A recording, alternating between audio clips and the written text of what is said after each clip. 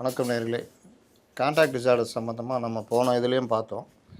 அதனுடைய தொடர்ச்சியாக இந்த இதில் நம்ம பார்க்க போகிறோம். இதில் என்ன விஷயம் அப்படின்னு பார்த்தீங்கன்னா, கான்ட்ராக்ட் டிஸார்டருக்கு அடிப்படையாக பிரச்சனைகள் எங்கெங்கேருந்து ஆரம்பிக்குதுன்னா, அந்த வளர் பருவத்தில் வீடு, பள்ளிக்கூடம் இந்த மாதிரி இடங்கள்ல தான் அந்த பிரச்சனைகள் அதிகமாகுது அப்படின்றது உளவியல் நிபுணர்களுடைய கருத்தாக இருக்குது.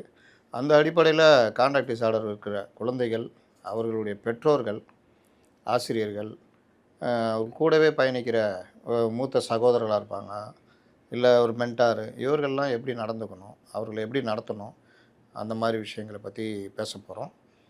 இளையராஜா அவர்கள்ட்ட இது சம்மந்தமாக கேள்வி கேட்போம். வணக்கம் சார். வணக்கம் சார்.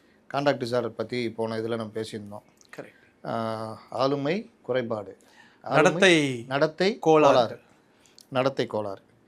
அதாவது நம்ம போன இதில் பேசுனது வந்து பார்த்திங்கன்னா, இந்த வீட்டை விட்டு ஓடி போகிறது, கரெக்ட், செயல்பாடுகள்லேயே திடீர் மாற்றம். கரெக்ட். ஒழுங்காக இருப்பாப்புல திடீர்னு பார்த்தா ஒரு மாற்றம் வரும், பொருட்களை போட்டு உடைக்கிறது, வழக்கமான நிலைப்பாட்டிலேருந்து விலகி நிற்கிறது, கரெக்ட், சட்டத்தை மீறிய செயல் பண்ணுறது, ஸ்கூலில் தொல்லை கொடுக்கறது, கரெக்ட், அந்த என்ன சொல்லுவாங்க, அந்த ஹைப்பர் ஆக்டிவிட்டி குழந்தைகள் மாதிரி இருப்பது. அவர்கள் ஹைப்பர் ஆக்டிவிட்டி குழந்தைங்களுக்கு இந்த நடத்தை கோளாறுகள் இருப்பதற்கான வாய்ப்புகள் அதிகம்ன்றதையும் நம்ம பேசணும். அப்புறம் இந்த லாஸ்ட் பெஞ்ச் ஸ்டூடெண்ட்டு, இந்த மாதிரி ஹைப்பர் இது நடத்தை கோளாறுன்றது சிக்னலை மீறது வரைக்கும் நம்ம கரெக்ட் சொன்னோம். எல்லாருக்கும் இருக்குது, எனக்கு இருக்குது. கரெக்ட். அப்போ அது எவ்வளோ மைனஸாக இருக்குது, எவ்வளோ மேஜராக இருக்குன்றதான் மேட்ரு. தொடர்ச்சியாக இருக்கும் பட்சத்தில் அது பிரச்சனை அப்படின்றத நம்ம போனதில் பேசணும். இப்போ பெற்றோர்கள் இது மாதிரி விஷயங்களில் எப்படி நடந்துக்கணும் அப்படின்றத. கரெக்ட். இப்போது என்னுடைய பார்வையில் வந்து பார்த்திங்கன்னா சார், எப்படி ஒரு குழந்தை பிறக்கும் பட்சத்தில் எவ்வளோ உடல் ஆரோக்கியமாக மன ஆரோக்கியமாக பிறக்கிறார்களோ, அதே மாதிரி அவங்க வாழும் தருணத்தில் வந்து அவங்களுக்கு வரக்கூடிய சேலஞ்சஸில் தான் வந்து பார்த்திங்கன்னா இந்த நடத்தை கோளாறுகள்னு சொல்லக்கூடிய கான்டாக்ட் டிஸார்டர். இப்போ எல்லாம் இந்த மாதிரி ஒரு குழந்தைகள் வந்து இவங்களை தனியாக கூப்பிட்டு நம்ம பேசணும் அல்லது கவுன்சிலிங்லாம் கொடுத்தோம் அப்படின்னு பார்த்திங்கன்னா, பொதுவாக இந்த குழந்தைங்களுக்கு வந்து ஏகப்பட்ட அன்மெட் எமோஷனல் நீடுன்னு நாங்கள் சொல்லுவோம். அதாவது சின்ன வயசில் அவங்கள மனசில் பாதிக்கப்பட்ட ஏதாவது ஒரு காரணங்கள் தான் வந்து பார்த்திங்கன்னா இன்றைக்கி ஒரு கவன ஈர்ப்பு செயலாக ஆரம்பித்து அது ஒரு மிகப்பெரிய கான்டாக்ட் டிஸார்டராக வரும்னு நான் புரிஞ்சுக்கிறேன். ஏன்னா அது பேரண்ட்ஸுடைய தப்புகளாக இருக்கும். அவங்க 2 பேரும் அடிக்கடி சண்டை போடுறதா இருக்கட்டும், அல்லது அங்கே ஏதாவது ஒரு வகையில் குடி பிரச்சனைகள் இருக்கட்டும், அங்கே ஏதாவது உறவு சார்ந்தகள் பிரச்சனைகளாக இருக்கட்டும், அல்லது இந்த பையனையோ பொண்ணையோ வந்து பள்ளியிலையோ அல்லது கல்லூரியிலையோ வந்து பார்த்திங்கன்னா ரேகிங் பண்ணக்கூடிய அல்லது புள்ளி பண்ணக்கூடிய அல்லது சீண்டல் கூடிய ஒரு விஷயங்களாக இருக்கட்டும், இப்படி ஏதாவது செக்ஷுவல் அப்யூஸ் உட்பட, பாலியல் தொந்தரவுகள் உட்பட, இப்படி ஏதாவது ஒரு விஷயங்கள் அவங்க ஆழ மனசில் பதிந்து அதை வந்து ஒரு பேரண்ட்ஸ் வந்து சரியாக கேட்காமலையோ அல்லது கேட்டால் கூட அதுக்கு சரியான ஒரு ஆலோசனையோ அதுக்கான ஒரு வைத்திய முறைகளை வந்து கையாளாதனால நிறைய பேர் கான்டாக்ட் டிஸார்டர் உருவாக்கக்கூடிய ஒரு சூழ்நிலையிலையும் அண்ட் இன்னும் கூட ட்ரீட் பண்ணாத ஒரு விஷயங்களையும். இப்போ சந்தோஷ் சுப்ரமணியன் ஒரு படம் வந்துச்சு. ஆமாம். அதில் அந்த பையனுடைய எந்த இதுக்கும் அவங்க அப்பா நல்லா வச்சுருப்பாரு, அவர் நினச்சிட்டு இருப்பாரு. கண்டிப்பாக கடைசியில் தான் பையன் வெடிச்சிருவான். என்னுடைய எந்த இதுக்கு நீங்கள் இது பண்ணீங்க, நீங்கள் சொல்கிற சட்டை தான் போட்டால் நீங்கள் சொல்கிறது தான். இது மாதிரி பேரண்ட்ஸுடைய அந்த இது ஆளுமை இருக்குல்ல, இது ட்ரெஸ் தான் போடணும், இப்படி தான் இருக்கணும், இப்படி தான் முடி வெட்டிக்கணும், இந்த ஷூ போட்டால் தான் உனக்கு நல்லாயிருக்கும், ட்ரூ, இந்த மாதிரி விஷயங்கள் வந்து கான்டாக்ட் டிஸார்டர் உருவாக்குறதுக்கான காரணங்கள் நிறைய இருக்கும் சார். நீங்கள் சொன்ன படத்திலே வந்து பார்த்தீங்கன்னா அதுதான் எமோஷ்னல் அன்மெட்னு நீட்ஸ்ன்னு நம்ம சொல்லுவோம். இப்போ அவர் வந்து உள்ளுக்குள்ளேயே அதை வைத்து கொண்டு ஒரு ஹைவே ரோட்டில் வந்து குடித்து விட்டு கத்துவார் பார்த்தீங்களா. ஸோ இதுதான் அது வந்து சரியாக பிரகாஷ் ராஜ் அப்பாவாக இருக்கட்டும், அதை சரியாக கேட்காதனாலேயோ அதை புரிந்து கொள்வாதனாலேயோ அவர் மனசில் அது ஆழமாக பதிந்து ஒரு இடத்துல எங்கேயோ ஒரு இடத்துல அது சண்டையாகவோ இந்த மாதிரி குடியாகவோ இல்லை மிகப்பெரிய பிரச்சனை வருவதற்கான வாய்ப்புகள் உண்டு. பட் ஏன் சில பேரண்ட்ஸ் இப்படி பண்ணுறாங்க அப்படின்னா, இதுக்கு ஒரு வரி பதிலில் ஜென்ரேஷன் கேப்னு சொல்லிடலாம். 2வது, ஒவ்வொரு பேரண்ட்ஸும் அவங்க வளர்ந்து கஷ்டப்பட்டு இன்றைக்கி ஒரு அச்சீவ்மெண்ட் பண்ணியிருப்பாங்க இல்லையா. அதே மாதிரி சமுதாயத்தில் இன்றைக்கி இந்த மீடியாவோட இன்ஃப்ளூயன்ஸ்னு நம்ம சொல்லுவோம். நிறையா சில பத்திரிகைகளாக இருக்கட்டும், சில மீடியா சேனலாக இருக்கட்டும், இப்படி காட்ட ஏதோ ஒரு வகையில் நைட் பார்ட்டி அல்லது நைட்டு வெளியே போயிட்டு வரோம் அப்படின்னாவே இது மிகப்பெரிய ஒரு பிரச்சனைக்கு போய் முடிஞ்சிடும்னு சொல்லி ரொம்ப அதிகமாக கண்ட்ரோல் பண்ணால் கூட பரவாயில்ல, அந்த கண்ட்ரோலுக்கு வந்து ஒரு விளக்கம் இருக்காது. நான் அப்பா சொல்றதை செய் அல்லது அம்மா சொல்றதை செய் அல்லது அண்ணன் சொல்றதை செய் அல்லது அக்கா சொல்றதை செய் அல்லது மாமா சொல்றதை செய்யின்ற ஒரு விஷயத்துல வரும்போது தான் அவங்களுக்கு அந்த விளக்கம் கிடைக்காதனால மிகப்பெரிய மன அழுத்தத்துல போய் சில பெற்றோர்கள் வந்து ம். ஆஹ், நம்ம பொறுப்பாக தான் வளர்க்குறோம் குழந்தைகளை, ம். கண்டித்து வளர்த்தா தான் முடியும். அந்த காலத்துலலாம் பாருங்கள், வாத்தியாருங்கெல்லாம் அவ்வளோ அடிப்பாங்க, கண்ணை மட்டும் விட்டு எங்கன்னா அடிங்கன்னு சொல்லுவோம். அந்த மாதிரிலாம் அடி வாங்கினதுனால தான் இன்றைக்கி நாங்களாம் அந்த லெவல் வந்து. ஆனால் இன்றைக்கி சும்மா பேசினாலே பசங்க வந்து இதாகிறாங்க. ம். இது எப்படி சரியாக இருக்குன்ற மாதிரி பண்ணுறாங்க. அது எப்படி? சார் அது வந்து நம்ம பனிஷ்மெண்ட் வந்து தண்டனை கொடுப்பது வந்து எக்காரணத்திலையுமே வந்து பார்த்தீங்கன்னா ஒரு பிஹேவியர் வந்து பாசிட்டிவாக கொண்டு வராது. இப்போ நீங்கள் சொன்ன படம் எக்ஸாம்பிள் எனக்கு ஞாபகம் வருது. வீராப்புன்னு சொல்லிட்டு திரு சுந்தர் சி சார் நடிச்சிருப்பார். ம். ஒரு ஒரு மேக்ஸ் சாருடைய பையன் வந்து இப்படி இருக்கிறாருன்னு சொல்லிட்டு பயங்கர அதனால கடைசியில் அவர் ஒரு லாரி டிரைவராக மாறுவார். அது வந்து மலையாளத்தில் வந்த படம், ஓ புலிக்குட்டி முருகன் ஏதோ, இன்னும் நல்லா எடுத்திருப்பாங்க. ஓகே ஓகே மோகன்லால் நடிச்சிருப்பாரு. ஓ ஸோ பனிஷ்மெண்ட் வந்து பார்த்தீங்கன்னா எப்பயுமே வந்து பார்த்தீங்கன்னா ஒரு பெரிய பாசிட்டிவ் சேஞ்சஸ் கொண்டு வரதே தவிர இதில் அந்த குழந்தைகள் வந்து ஒன்று கோவத்தில் வந்து அதே பேரண்ட்ஸ் எதிர்த்து பேசுறதுக்கான வாய்ப்புகளோ அல்லது உள் மனசுக்குள்ளே எல்லாமே என்னால் எதுவுமே பண்ண முடியாது ஏன்னா அப்பா வீட்டில் இருக்கிறோம் அல்லது அவங்க தான் வந்து நமக்கு இருக்க இடமோ அல்லது சாப்பாடுமே கொடுக்குறாங்க, வேறு ஆப்ஷனே கிடையாது, நம்மளை விட ரொம்ப பெரிய ஆளுங்க, நம்மளை அடித்தாலும் திட்டினாலும் கேட்கறதுக்கு கூட யாரும் கிடையாதுன்ற ஒரு மன அழுத்தத்துக்கு போவதற்கும் வாய்ப்பு இருக்குது. இதில் தான் வந்து பார்த்திங்கன்னா நிறைய கேஸில் வந்து வீட்டை விட்டு வெளியே போகிறதா இருக்கட்டும் அல்லது யாருக்குமே தெரியாமல் போதைப் பொருளுக்கு அடிமையாக தான் இருக்கட்டும், இல்லை திடீர்னு இதுக்கு முன்னாடி எல்லாருக்கிட்டையும் நல்லா பேசிகிட்டு இருப்பாங்க, அப்படியே பேசவே மாட்டாங்க. இந்த மாதிரி ஒரு அவுட் ரேஞ்ச் வந்து பார்த்திங்கன்னா இந்த மாதிரி பனிஷ்மெண்ட் கொடுக்கறதுனால வரக்கூடிய மிகப்பெரிய வாய்ப்புகள் உண்டு. நீங்கள் தான் சொல்கிறீங்க குழந்தைகள் இப்படி போகிறாங்க, அவங்கள்ட்ட பேசுறது இல்லை, அவங்களுக்கு எதுவுமே பண்ணுறதில்ல, அவங்கள கவனிக்கிறது இல்லை அப்படின்னு. நீங்கள் தான் சொல்கிறீங்க யாருமே பார்க்காதப்ப அந்த பசங்க வந்து போதைப் பொருளுக்கு அடிமையாகிறாங்க அப்படின்னு. ரெண்டுமே முரணாக இருக்குல்ல? இல்லை, ஓகே, நீ அப்படி புரிஞ்சிருக்கு. முரண் என்பதை விட அந்த குழந்தைக்கான நம்ம அந்த போதிய நேரமோ அந்த குழந்தை மனசுக்கான அல்லது அந்த வயதுக்கான அந்த சந்தேகங்களோ அல்ல அந்த வயதுக்கான சின்ன சின்ன சுதந்திரமோ இவர்கள் புரிந்து கொண்ட விதத்தில் சரியாக தெரிஞ்சு கொள்ளாமல் அவங்களுடைய பார்வையில் இதெல்லாம் தப்புன்னு சொல்கிற பட்சத்தில் தான் வந்து அவங்களுக்கு விளக்கம் தேவை. அப்படி இல்லாத பட்சத்தில் அவங்களுக்கு ரொம்ப கன்ஃபியூஸ் ஆகி இது என்ன பண்ணும் ஏது பண்ணும் தெரியாமல் அவங்க இந்த மாதிரி ப்ராசஸில் போய் டிப்ரெஸ்ட் ஆகிடுவாங்கன்னு சொல்லி. சில இடங்களில் இப்போ ஒரு 200cc பைக் கேட்கும் பொழுது ஓகே அந்த இடத்துல ஒரு பேரண்ட்ஸால் கரெக்ட் அவங்களுடைய பாதுகாப்பு, இன்றைக்கி இருக்கிற டிராஃபிக்கு, உயிர் பயம் எல்லாத்தையும் வச்சு தான் வேணான்னுவாங்க.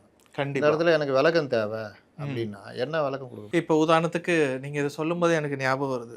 I think like cricketer Azharuddin சாருடைய பையன் கூட 14 லட்ச ரூபா பைக்கு வச்சு ஆக்சிடென்ட்டில் இறந்து போனாப்புல ஹைதராபாத். கரெக்ட். அண்டு நம்ம அண்ணா ஸ்கொயர்லேயே வந்து பார்த்தீங்கன்னா ஒரு ஆட்டோ ஓட்டு நபருடைய ஒரு பையனுக்கு இதே மாதிரி ஒரு எக்ஸஸ் ஆஃப் சிசி பைக் வரும்போது போஸ்ட்டில் இந்த மாதிரி இருக்குது. அது நம்ம புரிய வைக்கணும் சார். அந்த பையனுக்கு புரிய வைக்கல அல்லது அந்த பொண்ணுக்கு புரியலாம் திரும்ப திரும்ப திரும்ப நீங்கள் தானே சொல்கிறீங்க சொன்னாலும் வந்து அவங்களுக்கு சரியான ஒரு இது வந்து அவங்க விளக்கத்துக்கு இவங்களால விளக்கம் கொடுக்க முடியல. இல்லை, விளக்கம் கொடுக்கலனா கூட அவங்களுக்கு புரியலனா கூட நம்ம புரிய வைக்கணும், இல்லை அதுக்கான ஒரு எக்ஸ்பர்ட் கிட்ட நம்ம கொண்டு போகணும்.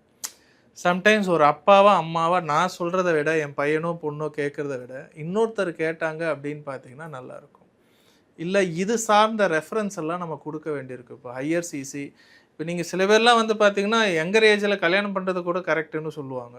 இப்போ இந்த மாதிரி இவர் ஒரு 4-5 ரெஃபரன்ஸ் வச்சுருப்பார், இந்தந்த காலேஜில் இந்தந்த மாணவர்கள்லாம் இப்படி வச்சுருக்குறாங்க, எனக்கு ஏன் வாங்க கொடுக்கக்கூடாது. சில பசங்க வந்து பார்த்திங்கன்னா ஈவன் 12th ஸ்டாண்டர்ட்லேயே வந்து பார்த்திங்கன்னா டாப் ஹண்ட்ரட் காரெல்லாம் கேட்பாங்க. ஸோ இதை நம்ம புரிய வைக்கணும். நம்ம சார்ந்தவருக்கு புரிய முடியல அப்படின்னா அதுக்கான எக்ஸ்பர்ட் கொடுக்கணுமே தவிர அவசரப்பட்டு அவன் 4 நாளைக்கு சாப்பிட்லங்க தூங்கலைங்க அவன் ரொம்ப கோவப்படுறாங்க வீட்டுக்கு வரமாட்டேன்னு சொல்கிறான் அப்படின்னு சொல்லி நம்ம வாங்கி கொடுத்தோன்னா இது அடுத்த சட்ட சிக்கலுக்கு தான் கொண்டு போகும்.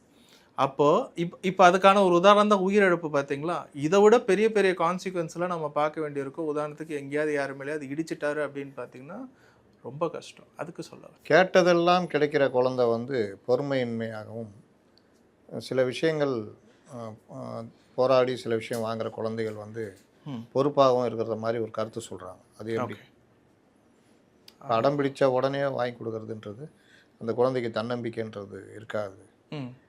சில விஷயங்களை வந்து அதை உணர வச்சு தான் அவங்க அதோடைய தேவையை அதோடைய இதை உணர வச்சு கொடுத்தா அந்த பசங்க வந்து வளரும்போது ஒரு நல்ல இதில் வர்றாங்கன்றாங்களே, அது எப்படி?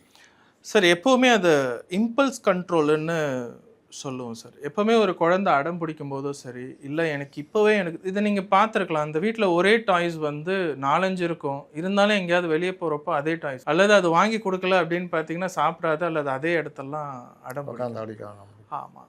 இந்த இந்த இம்பல்ஸ் கண்ட்ரோலை வந்து நம்ம அப்பப்போ திருப்திப்படுத்திட்டோம், அல்லது நம்ம தான் சின்ன வயசில் எதுவும் அனுபவிக்கல, இந்த குழந்தை கேட்குது, அதில் என்ன இருக்குது, சின்ன அமௌண்ட்டு தானே அல்லது ஓரளவு அமௌண்ட்டு தானே, அதுக்கு பட்ஜெட் இருக்குது, நம்ம வாங்கி கொடுத்தோன்னா ஒரு குழந்தைக்கு ஒரு வாண்ட்டு அல்லது தேவை அல்லது நீடுன்ற ஒரு வித்தியாசமே தெரியாமல் அது எப்போவுமே அந்த சந்தோஷ நிலைமையிலே இருக்கக்கூடிய ஒரு சூழலில் தள்ளப்பட்டுருவாங்க. இந்த இம்பல்ஸ் கண்ட்ரோல்லாம் நம்ம இப்போ எப்படி டெவலப் பண்ணலாம் அப்படின்னு பார்த்தீங்கன்னா, இப்போ ஒரு நம்ம ஆஃப்டர் ஸ்கூல் ஆக்டிவிட்டீஸ் அல்லது வீட்டுக்கெல்லாம் வந்த பிறகு இப்போ நம்ம ஃபோனெல்லாம் கொடுக்குறோம் பாருங்கள்.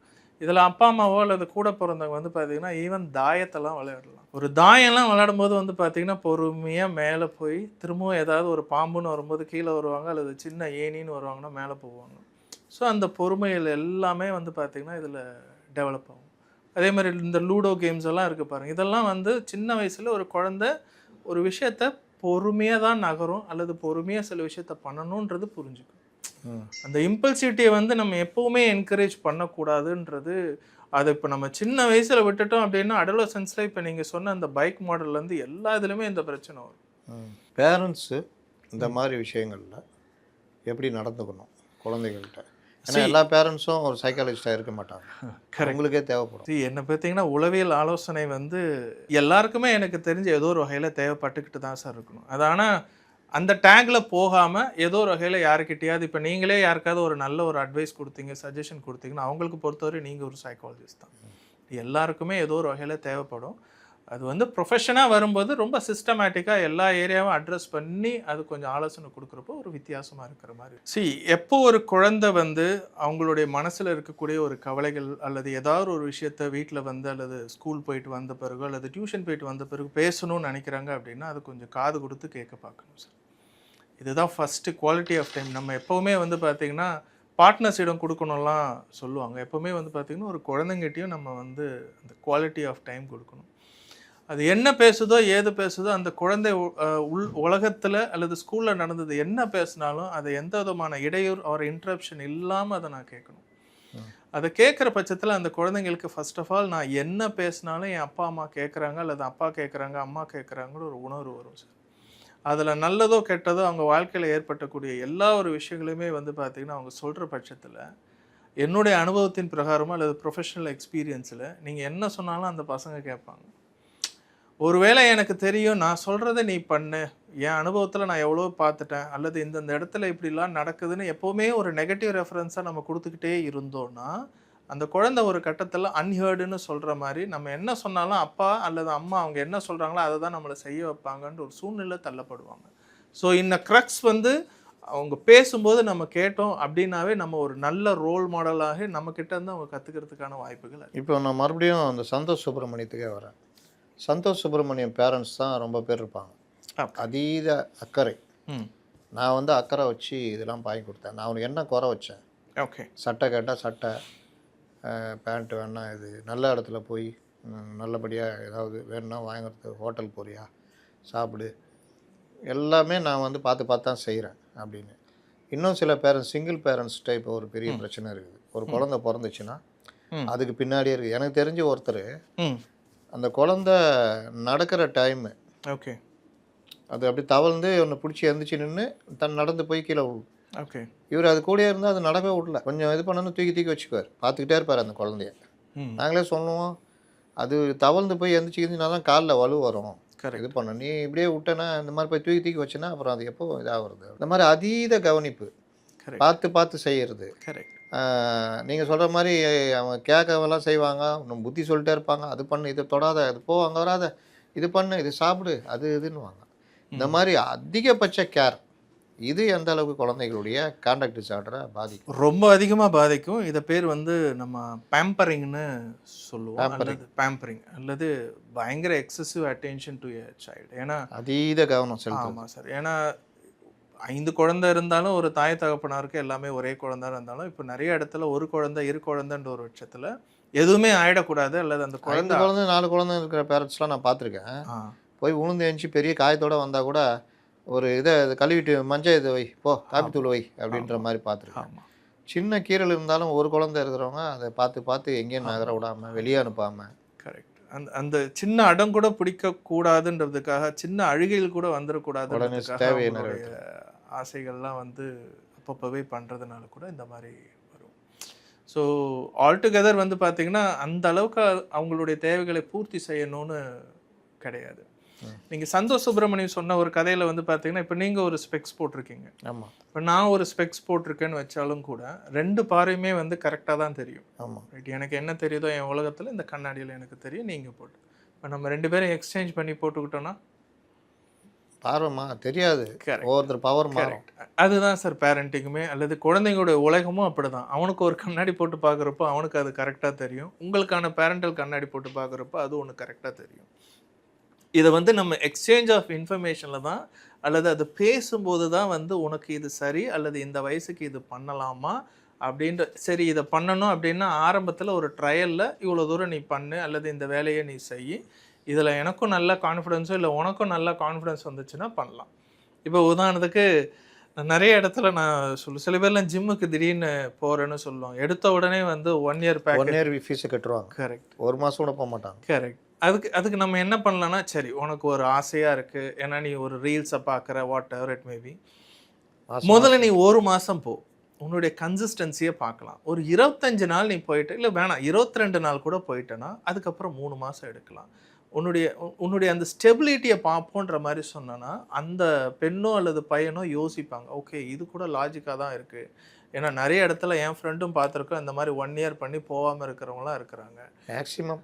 கரெக்ட். ஸோ அந்த மாதிரி ஏதாவது ஒரு வகையில் நம்ம கொடுக்கக்கூடிய ரெஃபரன்ஸ் வந்து பார்த்தீங்கன்னா கரெக்டாக இருந்ததுன்னா அவங்களும் லாஜிக்கலாக யோசிக்க ஆரம்பிச்சிருவாங்க. அன்லெஸ் அண்ட் அன்டில் ஒருவேளை போதையில் ஏதாவது ஒரு பழக்கம் இருந்துச்சுன்னா மட்டும்தான் இது வராது. எதிர்த்து பேசுவாங்க, அல்லது அடிப்பாங்க, அல்லது வீட்டில் இருக்கக்கூடிய பொருளை திருடுவாங்க, அல்லது என்னை யாருமே புரிஞ்சிக்கலன்னு சொல்லி ஏதாவது வாதங்கள் வருதலாம்.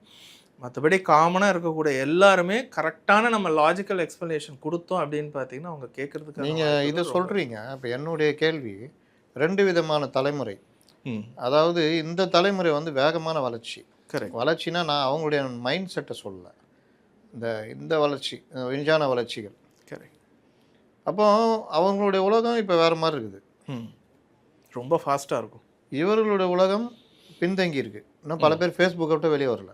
இவர்கள் இன்ஸ்டா தாண்டி இன்னும் த்ரெட்டுன்னு போயின்னு இருக்கான். அப்போ இவர்களை வந்து பூமர்கள்னு சொல்கிற அளவுக்கு போகுது.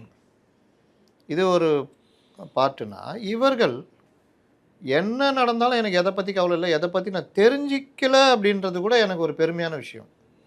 முன்ன வைக்கப்படுவோம், இல்லை தெரிஞ்சிக்க ட்ரை பண்ணுவோம். கரெக்ட். ஆனால் இப்போ வந்து தெரிஞ்சிக்கலன்றது பெருமைக்குரிய விஷயமா மாறி போச்சு. நான் பேசின பல பேர்கிட்ட நான் பார்த்துட்டேன், அடிப்படையான விஷயங்கள் முன்ன வந்து அடிப்படையில் எல்லாருக்குமே அந்த பேப்பரோ ஏதோ பேசுகிறதோ ஏதோ ஒரு விஷயத்தில் தெரியும் அவங்களுக்கு. சினிமாவத்தையும் அதிகம் பேசுவாங்க, அதே சமயத்தில் மற்ற விஷயங்கள் தெரியும். கரெக்ட். இன்னைக்கு ரொம்ப சிம்பிளாக ஒரு கட்சியில் நான் பார்க்குறேன், அந்த 5 தலைவர்கள்னு வச்சு ஊராக அதனுடைய தலைவர் போய் சொல்கிறாரு 5 தலைவர் யார் என்ன ஏது. ஆனாலும் அவர்களுக்கு அந்த 5 தலைவர் யாரையுமே தெரில, குறிப்பாக அம்பேத்கர். அப்போ இந்த ஒரு தலைமுறை எப்படி இப்படி இருக்காங்க, மெஜாரிட்டி எனக்கு தெரிஞ்சு அந்த மாதிரி இருக்கிறாங்க. இப்போ எங்கள் துறையிலேயே வந்து வர்றவங்களே ஓகே அவர்கள் தேவையை கருதி ஏதோ ஒரு வேலை அப்படின்ற மாதிரி வர்றாங்க, இல்லை ஆசைக்காக வர்றாங்கன்னு வச்சிங்களேன். சரிங்க. ஆனால் அதற்கான தேடலோ மற்ற விஷயங்கள் அவங்கள்ட்ட இருக்கான்னு பார்த்தா ரொம்ப ஏமாற்றம் தான் இருக்குது.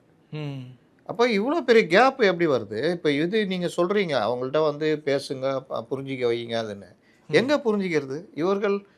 இவங்க என்ன நினச்சிட்டு இருக்காங்க, நாங்கள் எங்கேயோ இருக்கிறோம், எங்களுடைய வேகம் வேறு. அதில் இப்போ புதுசாக வார்த்தை கண்டுபிடிச்சிட்டு ஜென்சி அதை ஒரு பெருமையாக போய்கிட்டு இருக்கிறாங்க, இவங்கள பூமர்ன்ற மாதிரி.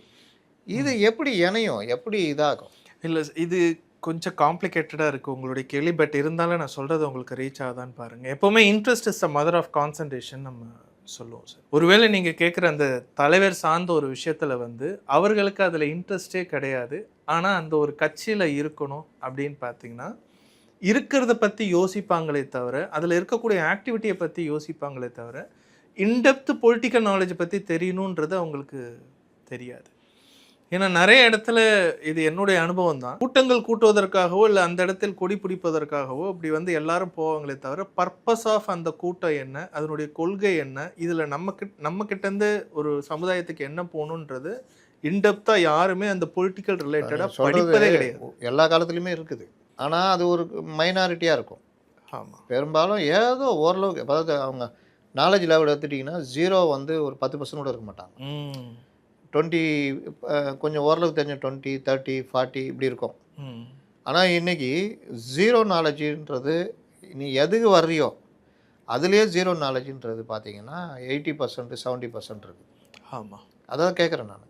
அது யாருமே ஒரு மென்டார் இருந்து நீ சொல்கிற எந்த ஒரு விஷயத்துலையுமே உள்ளே கொண்டு வரணும் அப்படின்னா இதெல்லாம் லேர்ன் பண்ணணும் அல்லது இதெல்லாம் தெரிஞ்சுக்கணுன்ற ஒரு ஓரியன்டேஷனோ இல்லை அதை பற்றியான ஒரு ரெஃபரன்ஸே கொடுக்காதனால கூட சில பேருக்கு அதில் மென்டாரியே பூமர்னு சொல்கிற லெவல் இருக்குல்ல இன்றைக்கி. அதான் கேட்குறேன் நான். கரெக்ட். அது பூமர்னு சொல்கிறதும் ஒரு பக்கம், கிரிஞ்சின்னு சொல்கிறதும் ஒரு பக்கம்.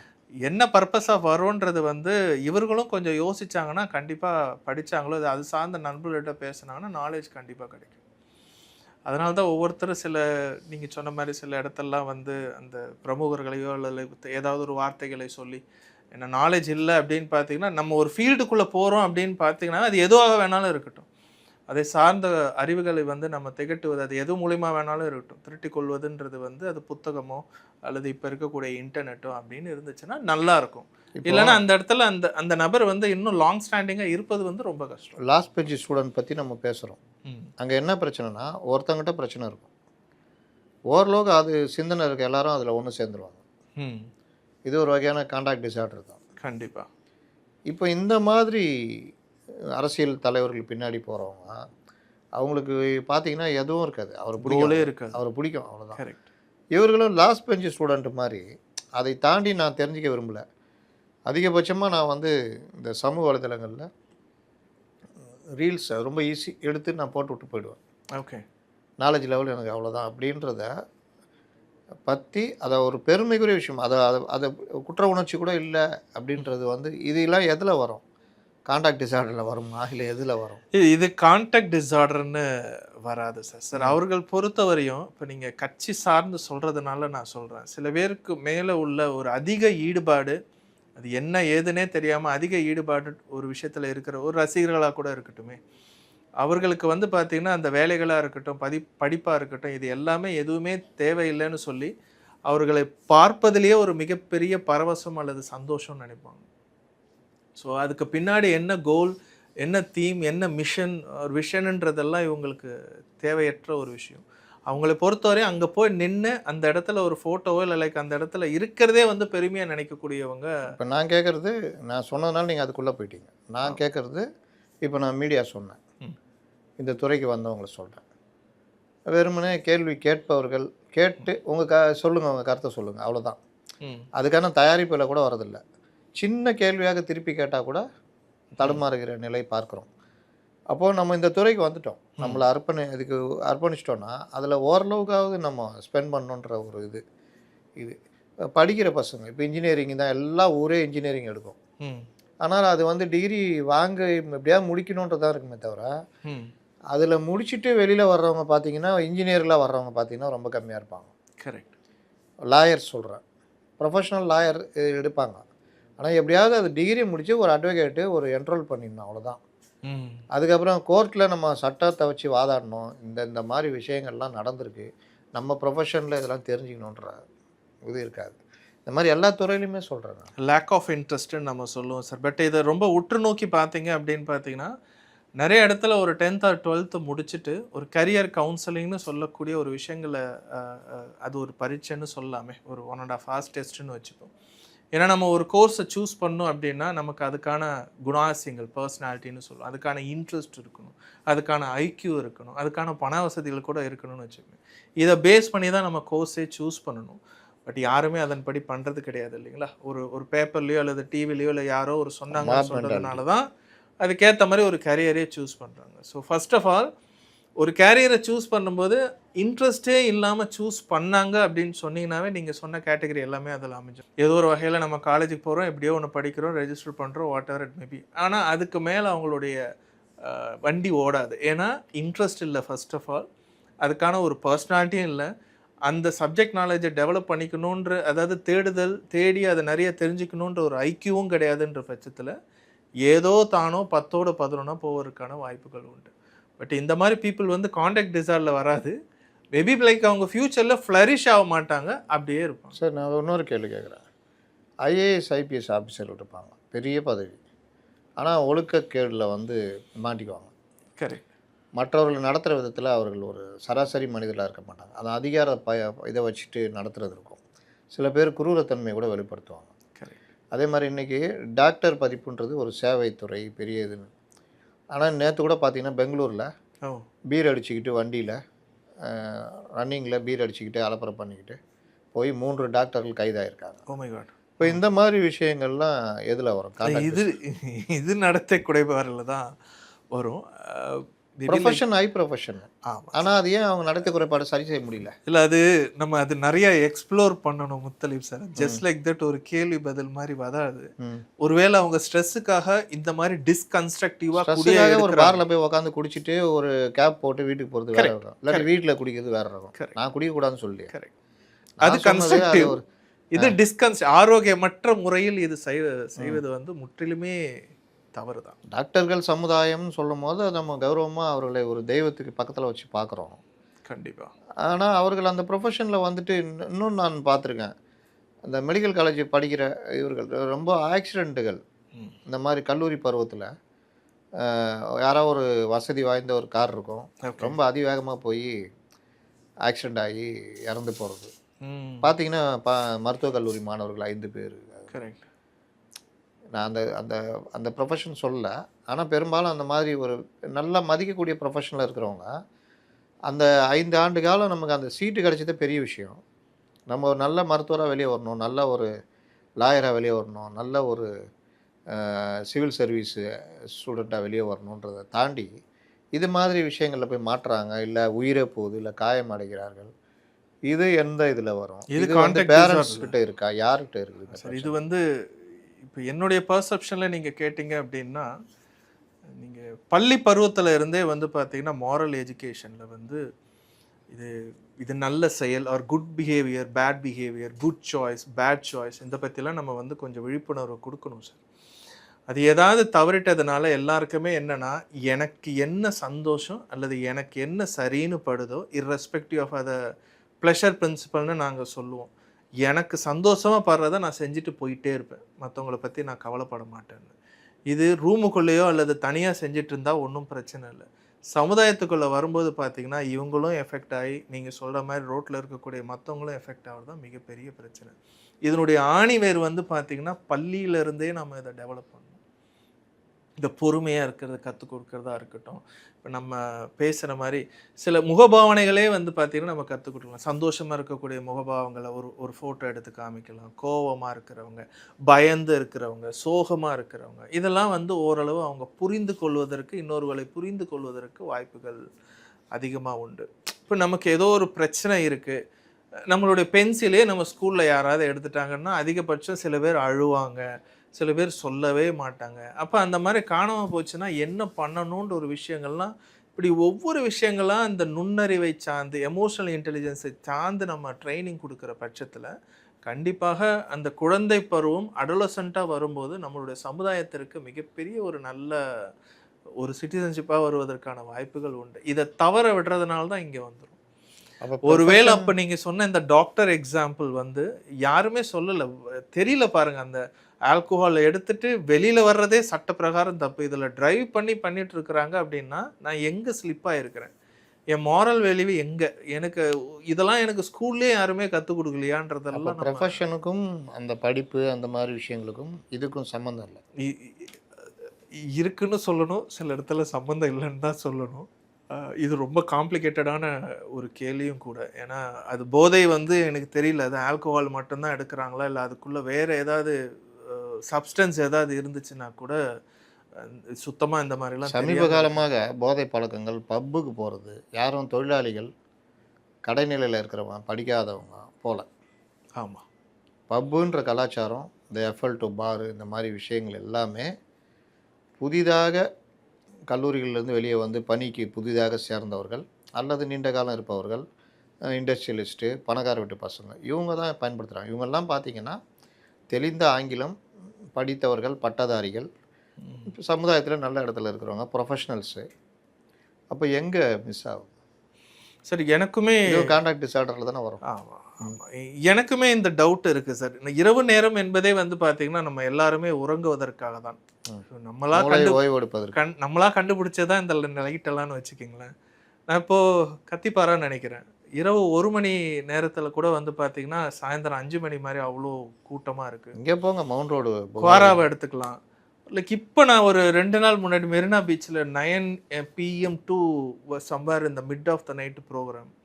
இது தெரியல நம்மளோட இளைஞர்களை வந்து டியூன் பண்ணி இரவு கலாச்சாரத்துக்கு கொண்டு வராங்களா. ஆனால் இதெல்லாம் மிகப்பெரிய ஒரு சீர்கேடுல வரும். ஏன்னா இரவு நேரத்தில் தூங்காமல் நெக்ஸ்ட் டே வந்து அவங்க ஒர்க் பண்ணாலோ இல்லை ட்ரைவ் பண்ணாலோ ஏகப்பட்ட ஆக்சிடென்ட்ஸ் வர ஆரம்பிச்சிடும்.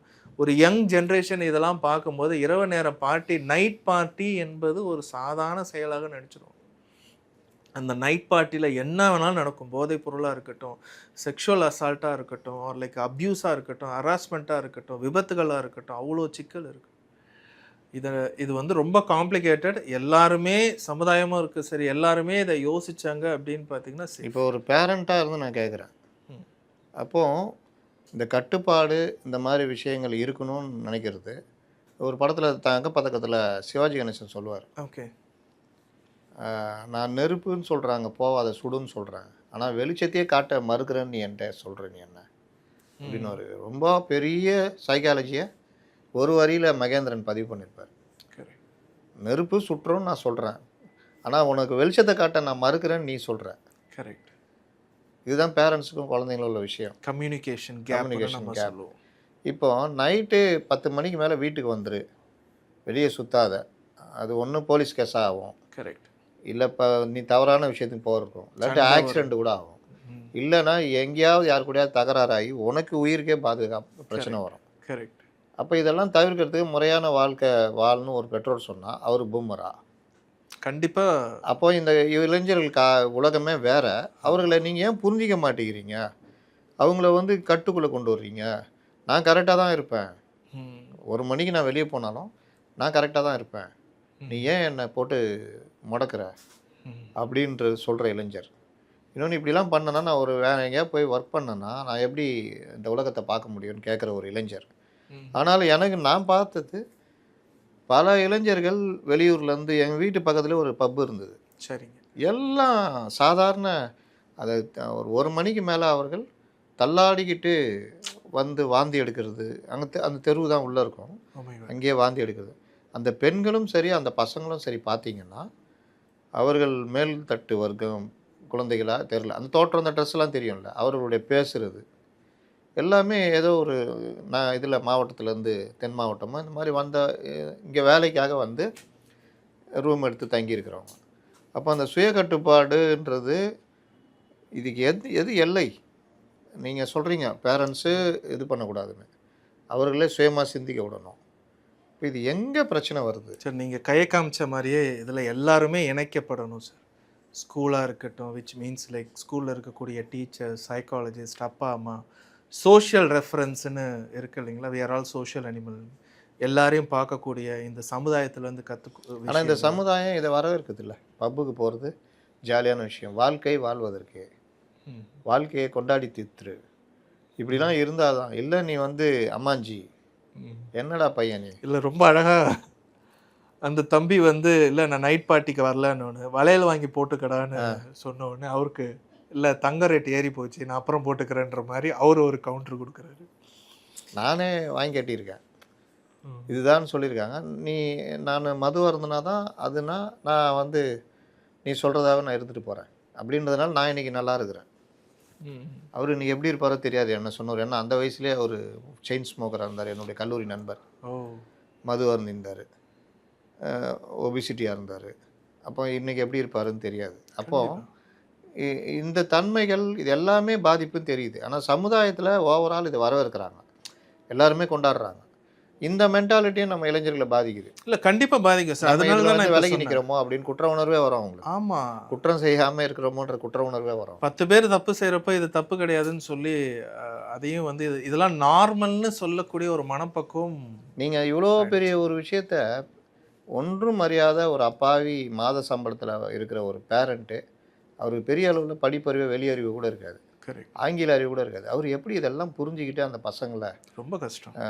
உளவியல் ரீதியாகலாம் பேச முடியுமா? நீங்க யோசிச்சு பாருங்க. ஆமாம். இப்போ உதாரணத்துக்கு ரொம்ப அழகாக கோயம்பேட்டில் ஒரு தொழில் இரவு நேரம் பகல் நேரம்னு பார்க்காம தொழில் செய்த ஒரு பையன், அவருடைய பையன் வந்து பார்ட்டி போகிறேன்னு கேட்குறப்போ, என்னுடைய பார்ட்டியே வந்து பார்த்தீங்கன்னா 24 மணி நேரத்தில் 17 மணி நேரம் அந்த கோயம்பேடு சார்ந்த வேலைகள் சார்ந்த சரக்கு வர்றது விற்கிறதுன்னு. இப்போ நீ ஒரு நைட் பார்ட்டின்னு கேட்டினா இதை நான் ஏற்றுக்க முடியுன்றது அந்த அப்பாவுடைய ஏக்கம். எவ்வளோ தூரம் நான் உழைச்சிட்ருக்கிறேன், நீ வந்து அந்த இரவு நேரத்தில் சந்தோஷத்துக்காக போகிறேன்னு கேட்குறியே. இப்போ நான் போகல, நீ போகக்கூடாதுன்னு நான் சொன்னேன்னா நீ அடுத்த சண்டை என்கிட்ட போகிற, என்னால் என்னடா பண்ண முடியும்னு சொல்கிற அளவுக்குலாம் சில பேர் தள்ளப்படுறாங்க. சார் இது வந்து ஒரு நம்ம நிறைய இதில் சொன்ன மாதிரி இட் இஸ் மை ஓனர்ஷிப், என்னுடைய பொறுப்பு, என்னுடைய ரெஸ்பான்சிபிலிட்டி நான் நினச்சி இது ஏன் உடம்பு, ஏன் மனசு, என்னை சுற்றி இருக்கிறவங்களையும் நான் நல்லா பார்த்துக்கணும், என்னையும் நான் ஹார்ம் பண்ண மாட்டோம் அப்படின்னா இந்த மாதிரி பார்ட்டியெல்லாம் அவாய்ட் பண்ணுறது இட் இஸ் ஓன் ஒழுக்கம். ஏன்னா நம்ம இதை ஒரு குற்றமாக சொன்னீங்கன்னா நான் யாரும் உங்களை வீட்டில் வந்து கூப்பிடலன்ற ஒரு விஷயம் வரும். எப்படி வந்து டாஸ்மார்க்கில் ஒன்று சொல்கிறாங்களோ அதே கண்டென்ட் தான் இதுக்கு வரும். நீங்கள் வராதிங்கன்னு தான் சொல்லுவாங்க. ஆனால் நான் மட்டும் அந்த வேலை பார்க்குற இடத்துலையோ அல்லது ஸ்கூல்லையோ கல்லூரிலையோ நான் மட்டும் போகாமல் இருந்தால் என்னை சுற்றி இருக்கிற போனால் நீங்கள் சொன்ன மாதிரி என்னை புள்ளி பண்ணுறதுக்கோ இல்லை என்னை மட்டம் தட்டுவதற்கோ வாய்ப்பு இருக்குது. நாட்கள் நகர நகர நான் ஏன் ஒரு ட்ரை பண்ணக்கூடாது, சரி அந்த பார்ட்டி எப்படி தான் இருக்குது, சும்மா போய் உட்காரக்கூடாதுன்ற போய் தான் கொஞ்சம் கொஞ்சமாக நான் நிறைய பேருக்கு சொல்கிறது தான், ஃபஸ்ட்டு சிகரெட்டோ இல்லை ஃபஸ்ட்டு போதைப் பொருளோ நமக்கு ஃப்ரீயாக தான் கிடைக்கும். ஆமாம். அதுக்கப்புறம் தான் அதுக்கான கணிசமான ஒரு அமௌண்ட்டை நம்ம எடுத்து வைக்க ஆரம்பிப்போம். அப்போ தான் நம்மளுடைய தூக்கங்கள் எல்லாம் பண்ணும்போது தான் இது எப்படியோ ஏதோ ஒரு கனெக்ட் ஆகி தான் இன்றைக்கி ஏகப்பட்ட இன்ஃபர்டிலிட்டி சென்டர்லாம் அவ்வளோ இருக்குது. ஏர்லி டயபிட்டிஸாக இருக்கட்டும், ஏர்லி டெத்தாக இருக்கட்டும், ஏர்லி ஆக்சிடெண்ட்டாக இருக்கட்டும், நிறைய ஆர்கன் ஃபெயிலியராக இருக்கட்டும், இதெல்லாம் ரொம்ப சீக்கிரம் வர்றதுன்னா இந்த ஒரு கல்ச்சர். ஏன்னா இதுக்குள்ளே உள்ளே வரும்போது தான் கண்டிப்பாக யாராலையுமே தூங்க முடியாது. போதைப் பொருள் ஆக மட்டும் போகிறப்போ ஆக மட்டும் உச்சந்தலையிலேருந்து உள்ளங்கால் வரை பாதிப்பு வருவதும் உறுதி. அதற்கேன போதிய உணவுகளையும் சாப்பிடாதனால அவ்வளோ டேமேஜ். ஏன்னா நான் கேட்குறதுக்கு காரணம் என்னென்னா, நம்ம சப்ஜெக்ட் விட்டு ரொம்ப விலகி போகிறோம். ஆனாலும் கான்டாக்ட் டிஸார்டரில் பேரண்ட்ஸுடைய பார்ட் என்னன்றதுல தான் நான் இந்த கேள்வியெல்லாம் வச்சேன். ஆமாம். பேரண்ட்ஸ் சைடில் நம்ம என்ன தான் நீங்கள் புத்தி சொன்னாலும் நான் வச்ச கேள்விகளை ரொம்ப வேலிடாக அவங்கள வைப்பாங்க. ஆமாம். என்ன ஒரு செகண்ட்ல பூமர்ன்ட்டு போயிடுறாங்க, நான் என்ன பண்ண முடியும்? பரவாயில்ல சார், அப்படி சொல்லட்டும், நம்ம புரிய வைப்போம். ரொம்ப அழகாக ஒருத்தர் சொன்னார், சார் புரிஞ்சா கூட நான் சொல்லி சொல்லி பார்க்குறேன், புரியல அதான் அடிச்சிட்டேன் அப்படின்னு. இந்த பேட்டர்ன் இதே மாதிரி உங்கள் அப்பா அம்மா உங்களுக்கு பண்ணியிருந்தாங்கன்னா எப்படி சார் இருக்கணும் அப்படின்னு கேட்குறப்ப நானும் அந்த மாதிரிலாம் மன்னிச்சிக்க மாட்டேன் அப்படின்னு அவரு சொல்லுவார். சரி, நீங்கள் ஒரு அடி தான் அவனை மாற்றும் அப்படின்னு பார்த்தீங்கன்னா இன்றைக்கி எல்லாரையுமே அடிக்கலாமே, அது மாற்றாது. அவனுக்கு அது புரியல, நீங்கள் திரும்பவும் புரிய வைக்கணும். அல்ல அவனுக்கு புரிகிற மாதிரி நீங்கள் புரிய சொல்லணும். இந்த கம்யூனிகேஷன் கேப். சில பேர் தும்ப விட்டு வாழ பிடிக்கிறன்றது கரெக்ட். குறிப்பிட்ட வயசு வரைக்கும் எனக்கு என்னென்னு விட்டுட்டு அதுக்கப்புறம் ஒரு நாள் உட்காந்து எல்லாத்தையும் டைட் பண்ணுறது. Very good. ஒரு நபர் வந்து அவனுடைய காலேஜ் படிக்கிறப்ப அந்த அப்பா வந்து அவர் கன்னத்தில் போய் முத்தம் கொடுக்குறாரு. அவர் வந்து அந்த பையன் வந்து எனக்கு இது ரொம்ப ஆக்வர்டாக இருக்குது சார், எனக்கு குழந்தை பருவத்தில் வந்து இவர் கூடவே இல்லை, பிஸ்னஸ்ன்னு போயிட்டாரு, இப்போ வந்து எல்லாத்தையும் செட்டில் பண்ணிவிட்டு நான் இப்போ ஒரு நல்ல அப்பாவை வந்துட்டு எனக்கு கட்டி பிடிச்சி முத்தம் கொடுக்குறது வந்து எனக்கு ரொம்ப ஆக்வர்டாக இருக்குன்ற. இன்னும் சில இடங்களில் நான் பார்க்குறேன், அந்த தொலைக்காட்சிகளில் இந்த ஆங்கில பாணி இதை வந்து நம்மள்கிட்ட திணிக்கிறது. ஒரு நிகழ்ச்சியில் அப்பா அப்பா திடீர்னு ஒரு இது, எங்கள் அப்பா எனக்கு அவ்வளோ கஷ்டப்பட்டார், அது ஒரு மாப் மென்டாலிட்டின்னு வாங்கலாம். ஒரு இடத்துல உட்காந்துருக்கும் போது ஒரு உணர்ச்சி பிரவாகமாக 10 பேரும் அதே பேசும்போது நம்மளும் அதுலேயே இன்ஃப்ளூயன்ஸ் ஆகும். எனக்காக அப்பா கஷ்டப்பட்டார், இப்போ உங்களுக்கு என்ன தோணும், உங்கள் அப்பாவை கட்டி பிடிங்க அப்படின்னப்போ அது சில பேர் அதை பண்ணுறாங்க. சில பேர் லைட்டாக தயங்குறத பார்க்குறோம். சில பேர் அதாவது நீங்கள் சொன்ன மாதிரி முத்தம் கொடுக்கறது, அது சில பேர் அந்த கட்டி பிடிக்கிற போது அழுவுறது, அந்த மாதிரி விஷயங்களும் பார்க்குறோம். ஆனால் நம்ம எந்த மாதிரி சமூகத்தில் ஆளாக்கப்பட்டிருக்கோம்னா, அவர் இயல்பாக இருப்பார், ஆனால் அவனுக்கான தேவைகளை அவன் என்ன அந்த ட்ரெஸ்ஸு என்ன அப்படி அந்த இது கொடுத்தியா, அந்த ட்ரெஸ் எடுத்து அவனை துட்டு கொடுத்துருக்கேன், ட்ரெஸ் எடுத்துக்க சொல்லு, அவன் ஷூ கேட்டுருந்தான் அதை இது பண்ண சொல்லு. ஆனால் அவர் அந்த இதாகவே அப்படி மூவ் பண்ணுவார். அது கூட சொல்லுவாங்க சில பேர், அம்மா வந்து கூடயே இருப்பாங்க எல்லாம், இது அப்பா வந்து அவருடைய வழி தெரியாது, காமிச்சிக்க மாட்டார், கரெக்ட், ஒரு கட்டத்தில் தான் தெரியும்னு. இதுவும் நம்ம இந்த மாதிரி ஒரு குடும்ப சூழலால் நம்ம ஆக்கப்பட்டிருக்கோம் நம்ம சமூகம் ஆமா. அவருடைய வழிகள் தெரியாத மாதிரி தான் வந்து நடந்துக்குவார். ஆனால் முரட்டுத்தனமாக இருக்கும். அது வந்து அஹ், உணராத குழந்தைகள் அப்படின்ற மாதிரி இது. அதனால தான் சார் இந்த பேரண்டிங்க்கு பொறுத்தவரையும் மேனுவல் எல்லாம் கிடையாது. இப்படித்தான் வளர்க்க வேண்டும், இப்படி வளர்த்தால் அழகான ஒரு குழந்தை பையனாக அடல்ட்டாக வருவார். ஏதாவது ஒரு ப்ராப்ளம் எதுன்னா அதை எப்படி நம்ம ஆத்தென்டிக்காக எப்படி வந்து லாஜிக்கலாக எப்படி அந்த பிரச்சனையை ஆரோக்கியமாக சரி செய்வது என்ற நோக்கத்தில் ஒரு அப்பாவோ அல்லது அம்மாக்களோ இல்லை சமுதாயமோ போராடினா அழகாக அது கொண்டு வரலாம் சார். எனக்கு நான் திரும்ப சந்தோஷ் சுப்ரமணியத்துக்கு வர்றதுக்கு காரணம், ம். எனக்கு அந்த படம் ரொம்ப பிடிக்கும். ஏன்னா அக்கறை உள்ள அப்பா, ஆனால் அந்த அக்கறை வந்து டாமினேட் பண்ணுற அக்கறையாக இருக்கும். கரெக்ட். ஆனால் அவருக்கு நம்ம டாமினேட் பண்ணுறோன்னு அவருக்கு தெரியாது. அவர் வந்து நம்ம நல்லது நினச்சிட்டு இருக்கிறோம் அவனுக்குன்னு. ஆனால் கண்டிஷனல் லவ்னு ஒவ்வொரு விஷயத்துலையுமே அவர் கடைசியில் அவருக்கு புரியும் போது தான், ஓ நம்ம இந்த அளவுக்கு தப்பு பண்ணியிருக்கோமோன்னு அந்த பையனை வச்சு ஏதோ ஒரு விதத்துல புரிய வச்சுருவாங்க. கரெக்ட். அதுக்கப்புறம் அவர் எதிராக போய் நிற்க மாட்டார். ஆமாம். அந்த இந்த டூப்ளிகேசி ஆஃப் பர்சனாலிட்டி ஆர் க்ளோனிங்கிற மாதிரி நான் இவ்வளோ தூரம் ஒரு பெரிய இடத்துக்கு இருக்கிறேன், இதே பேட்டர்னை நீ ஃபாலோ பண்ணு, நீ வந்துடலான்ற நினைப்பாங்க. ம். சில பேர் ஃபாலோ பண்ணக்கூடிய அதே வீட்டில் 2 குழந்தை இருக்குன்னு வச்சுக்கிங்களேன், அதில் மூத்தவர் ஒருத்தர் இருப்பார் பாருங்க, ஆமாம், அவர் அழகாக ஃபாலோ பண்ணுருவார். அவர் அப்படியே குளோனிங் தான் அவர். அவ்வளோதான். இவருக்கு வந்து அது வராது. ஸோ அது வந்து ஒன் சைஸ் ஃபிட்ஸ் ஆலெல்லாம் வராதுன்னு நம்ம சொல்லுவோம். அப்போ இவருக்கு வரல அப்படின்னா இவரை நம்ம எப்படி ஹேண்டில் பண்ண தான் சொல்லணுமே தவிர, இந்த பாரு மூத்த பையன் அல்லது இவன் எப்படி இருக்கிறான், நீ ஏன் இப்படி இருக்குன்னு கேட்டிங்கன்னா அங்கே தான் பிரச்சனை. இன்னொன்று மூத்த பையனுக்கு தனி உலகம் ஒன்று இருக்கும். சில படங்களில் காமிப்பான். ஆமாம். இங்கே இப்படி இருப்பான். இந்த வீரம்னு ஒரு படம், அஜித் குமார் கல்யாணம் பண்ணிக்க மாட்டார். கரெக்ட். எல்லாம் இதுவாக இருப்பாங்க. லாஸ்ட்டில் பார்த்தா ஒவ்வொருத்தருக்கும் தனி ஒரு லவ் இருக்கும், இது இருக்கும். அது மாதிரி சப்ஜெக்ட் விட்டு வெளியே போனாலும் நல்லா சப்ஜெக்டாக பேசியிருக்கோன்னு நினைக்கிறேன். ஆமாம் சார். பட் எப்படியா இருந்தாலும் அது எல்லாமே connected to the contact disorder. Parents உடைய முக்கியத்துவம் ப்ளஸ் பேரண்ட்ஸ் எங்கே தப்பு பண்ணுறாங்க அப்படின்றது. ஏன்னா எல்லாருமே ஒரு உளவியல் நிபுணராக இருக்க முடியாது. கரெக்ட். ஆனாலும் ஓரளவுக்கு காது கொடுங்க சார். ரொம்ப அழகாக எங்கள் கவுன்சிலிங் செஷனில் கூட சில அப்பாக்கள் சொல்லுவார், இளையராஜா சார் நீங்கள் சொல்கிறதெல்லாம் நானும் சொல்லியிருக்கேன் சார், கேட்க மாட்டேன்டாரு சார். நான் சொன்னால் என் பொண்டாட்டியை கேட்க மாட்டேன். ஆமாம், அப்போ சிரிப்பாங்க. அந்தந்த துறை சார்ந்த சில விஷயங்களோ, இப்போ நான் உங்கள் பையன்கிட்ட நான் பேசுகிறேன் அப்படின்னா, நான் எடுத்த உடனே நான் அட்வைஸ் சொன்னால் என்னையும் உங்கள் லிஸ்ட்டில் வச்சுருவாங்க. நான் அதனால தான் உங்ககிட்ட நான் புரிய வைப்பேன். செட் பண்ணி கூட்டு இன்னொரு அப்பா மாதிரி நான் ஆயிடுவேன். நீங்கள் என் வழியில் விட்டுருங்க, அவன் 2 செஷன் அவனே என்ன பேசுகிறானோ பேசட்டும், அவன் ஆழ் மனசுலேருந்து கோவம் வரதா இருக்கட்டும், அழுகையாகட்டும், எல்லாம் பேசட்டும். அதுக்கப்புறம் நம்ம எப்படி அட்ரஸ் பண்ணலான்றது பார்க்கலாம். இதில் தன்னை அறியாமல் சில பேரண்ட்ஸ் பண்ணுவாங்க உளவியல் ரீதியாக. எப்படின்னா அவனுடைய ஃப்ரெண்டை பிடிச்சிருவாங்க. பார்த்துருக்கீங்களா? அவன் என்ன தான்டா நினைக்கிறான், ஏண்டா அவன் நல்லது தானே நான் சொல்கிறேன், அவன் ஏன் இப்படி பண்ணுறான் அப்படின்னு அப்படி. ஆமாம் சார். ரொம்ப அழகாக இது கேட்குறப்போ நீங்கள் சொல்லும்போது இன்னொரு அடலசன்ஸ் அப்படி தான், அவரை என்கிட்ட பேச சொல்லுங்கள் சார்ன்னார். ஒரே வார்த்தை. உங்ககிட்ட சொல்லி என்கிட்ட வர்றதுக்கு என்கிட்ட பேச சொல்லுங்கள் இளையராஜா சார், நான் அட்ரஸ் பண்ணுறேன்னுவார். அப்போ அப்பா கிட்ட கேட்டிங்க அப்படின்னா, நான் பேசுனா அவன் கண்ணு கூட வச்சு என்னை பார்த்து ஐ கான்டாக்ட் கூட இல்லாமல் அவன் பாட்டுக்கு திமிரா பேசுகிறான் அப்படின்னா, இப்போ இதை நம்ம கோஆர்டினேட் பண்ணாவே போதும். அது கிளினிக்லேயோ இல்லை அதுக்கான ஆப்பர்ச்சுனிட்டிஸ் நம்ம ஏற்படுத்தி கொடுத்தோம்னா அவங்களே ரிசால்வ் பண்ணிப்பாங்க. ஆனால் அது ஸ்ட்ரக்சர்டாக கொண்டு போகணும், இல்லைன்னா அது ஒரு கான்ஃப்ளிக்ட் ஆகிடும், ஒரு சண்டை ஆகிடும். அது ரொம்ப பார்க்க. இது ஒரு பெரிய நீண்ட சப்ஜெக்ட்டு. நமக்கு நேரம் குறைவுன்றதுனால நம்ம இதோட முடிச்சுக்குவோம். அடுத்த இதில் வந்து இதை நம்ம இன்னும் கொஞ்சம் டெவலப் பண்ணுறதுக்கு என்ன இதுன்றதை நம்ம கண்டிப்பாக பேசுவோம். கண்டிப்பாக. Thank you sir.